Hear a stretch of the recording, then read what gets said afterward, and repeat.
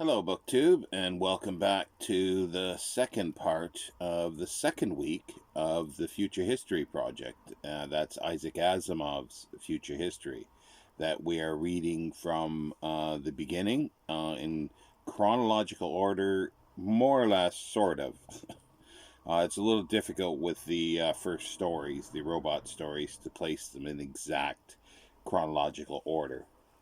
But and then we'll be actually adding in that's chronological order within the universe, not when they were published.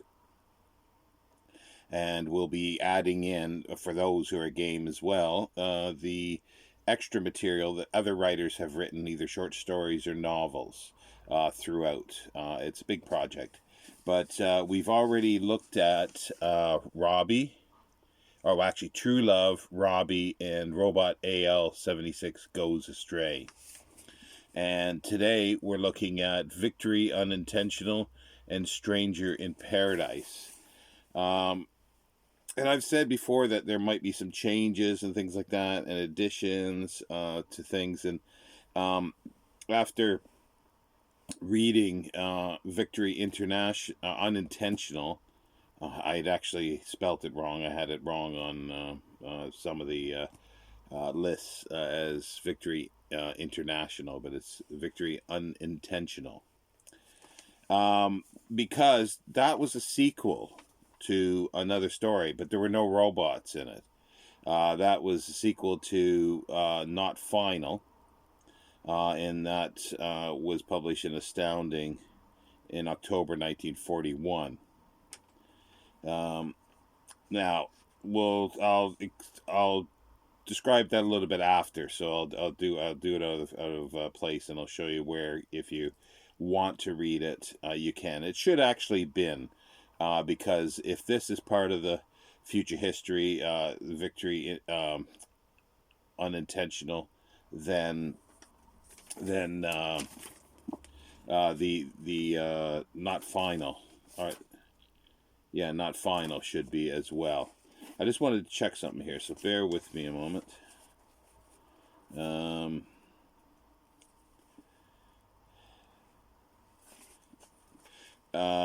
Basically, well, Victory, yeah, oh no, I need to look at it in the other story. Victory Unintentional is a little different so far. Well, these last two stories have a different tone to them. Victory Unintentional was published in Super Science Stories in August 1942. Asimov wrote it at the beginning of February, and he went to see John W. Campbell, as he was doing basically once a month, and he told him that he had a sequel to Not Final that was published the year before in October. And he gave Campbell the outline, and Campbell suggested the title Victory Unintentional. So that was like just beginning of February that he saw him, and then he submitted it like within 10 days. There was a reply back. Basically, the reply, Asimov went back to see if there was any answer for this. Campbell was out of the office. His secretary was there with the manuscript. It was rejected, but the only note was a chemical formula, and the chemical formula was for the smell of the skunk, the spray. So, in other words, he said it stinks. But because Frederick Pohl, his friend Frederick Pohl, was for a while editor of Astonishing Stories and Super Science Stories, but that was going to fold. But then it was resurrected, and then Pohl sort of went back as an assistant editor because it was sort of took into the fold of a bunch of other magazines. So Frederick Pohl bought it for him. And that was and Asimov got a check on March 16th, 1942, for $70 US for the story at half a cent a word. That was a little higher than they were paying prior to that, I believe.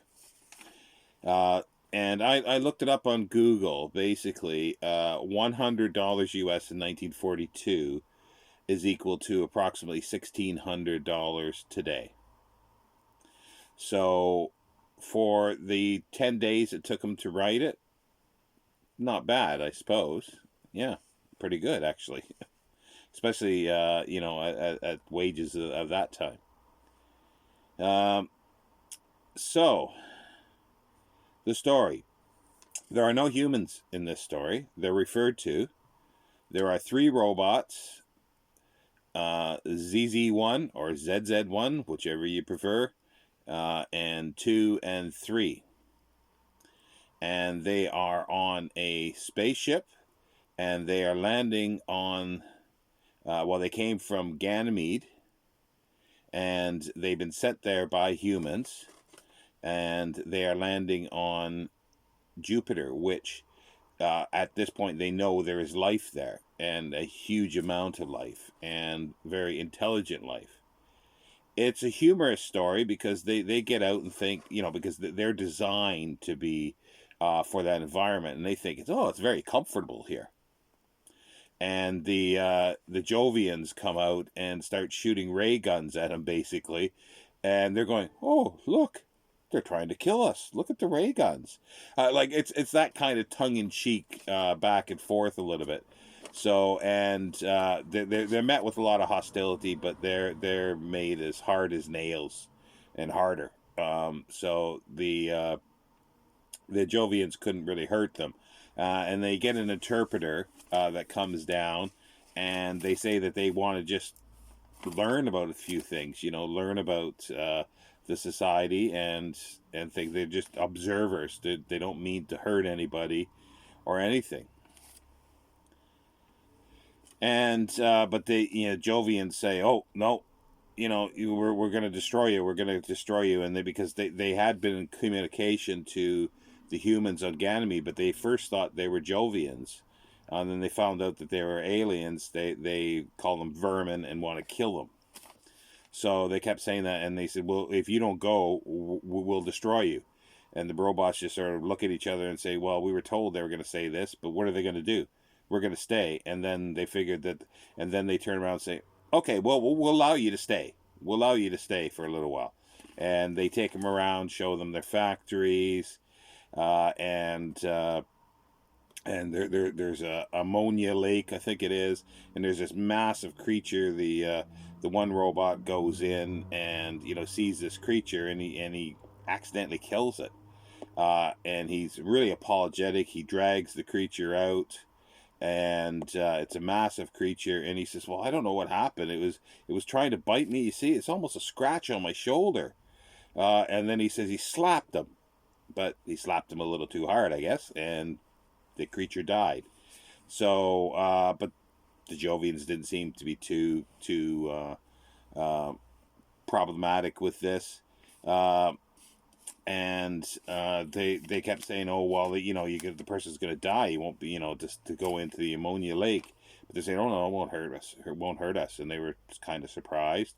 So they take them around to their factories, and there's one wing that was sort of closed off, and they're asking about that, because what they're looking for is to see if they really have a sort of force field technology to get through the atmosphere and space, where you could have a ship that literally has open hull to it, and have a force field around it, and so and that's what they want to find out, because if they do, then humans are in deep doo-doo, basically, because the Jovians could leave and take over, and kill all the humans in the solar system.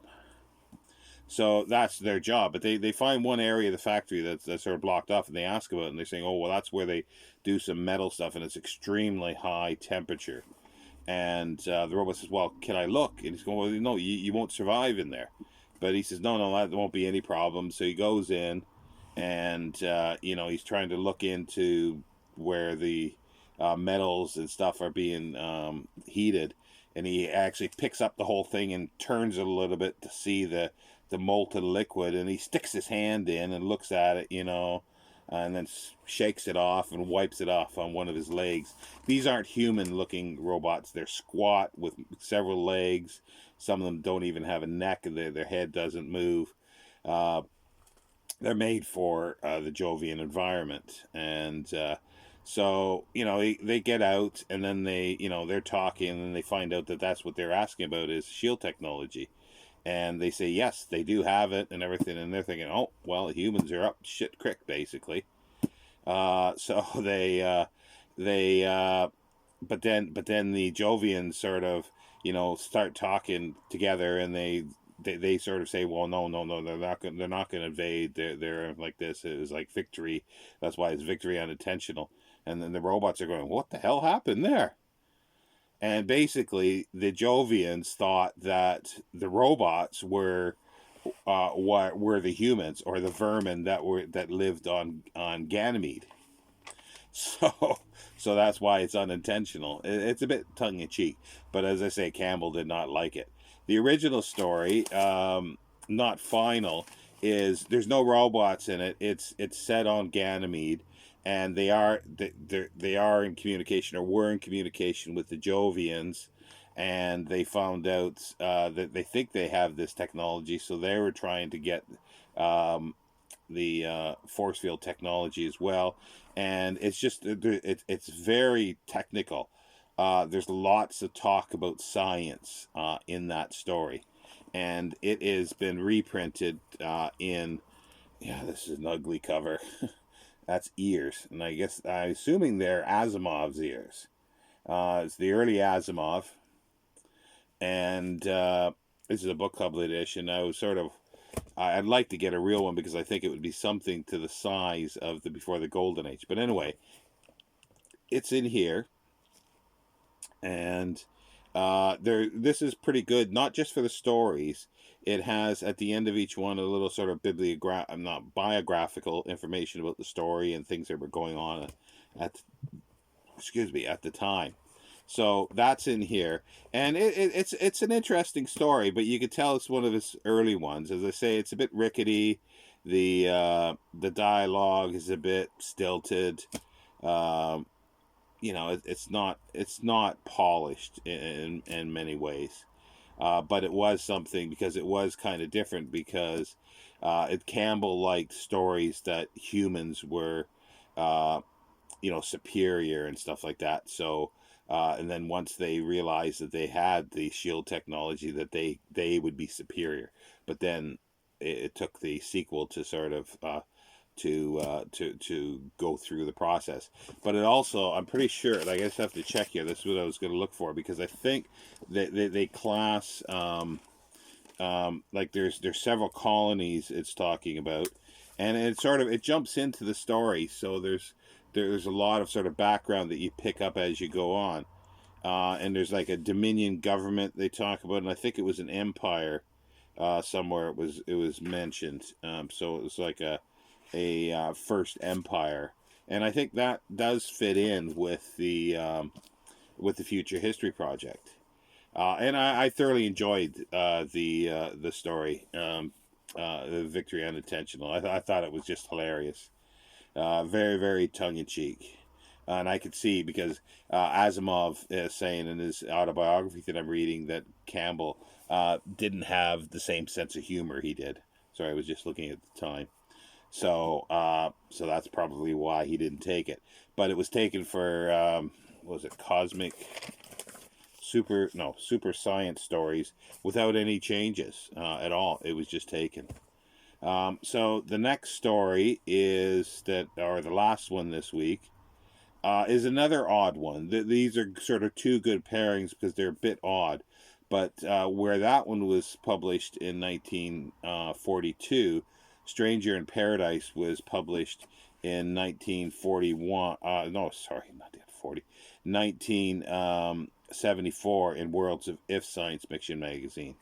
It was a good magazine, but again, no longer available. Um, it's odd because it doesn't quite fit into the future history in many ways, because it's you learn, like, there's so much to it. Like, you learn a lot of stuff as it goes on. You learn so much about the society that he's talking about, and what has happened, because it's like, it's after he talks about, it's after the catastrophe, and it turns out it's like half a millennia after some kind of catastrophe that's almost destroyed the world or part of humanity, or because they're talking about New York City, and it's like a ruin basically. So, but it's a society where families, the nuclear family is sort of no longer existent. Men and women come together for a little while, have a child. That child is taken away, or at least, or the egg, or there's no sort of details of this, and they're put into a creche and and raised that way.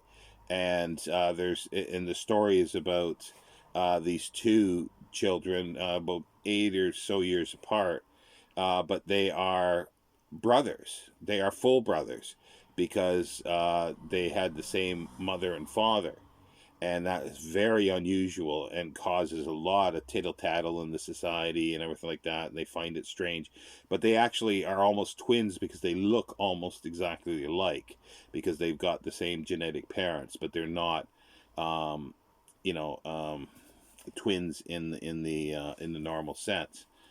But they both go into science, and the story, they're doing a project to, or a mission. They want to go to Mercury, because they've already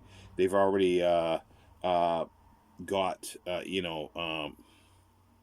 and then also Titan as well. They want to have colonies there. There's already colonies around, and they're trying to explore more. But they want to get a robot that will do the exploring, the initial exploring. And the way they're going to do it is, the brain of the robot is going to be back on Earth on a computer, basically, and then the body is going to be out there. So they've got to figure out a way to communicate with the body, because they can't do it with humans, because humans aren't quick enough to analyze things and make decisions.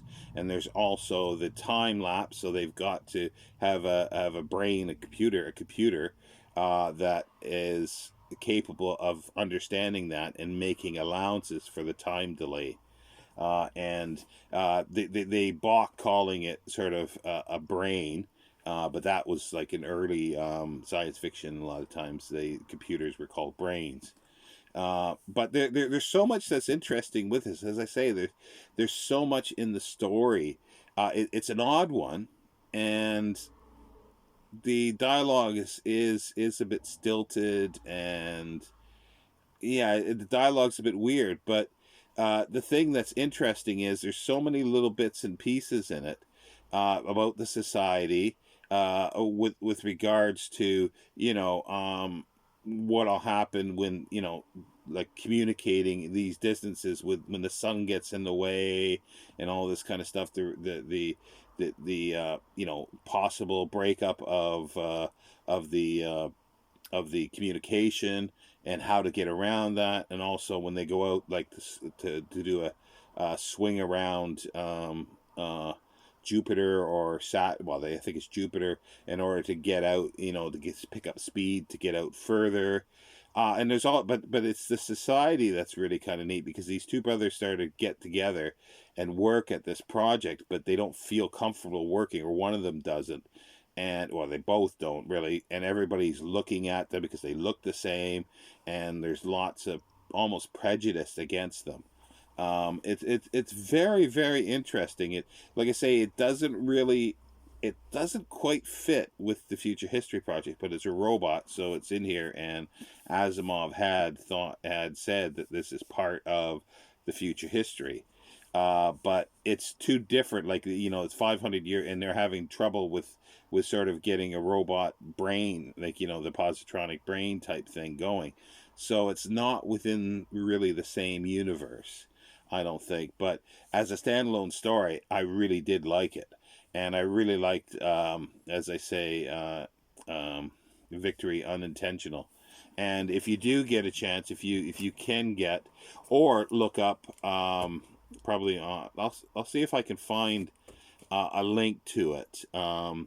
Because there's archive.org, there might be an issue of the 1941 October 41 Astounding that you can read the story, but it's in the early Asimov.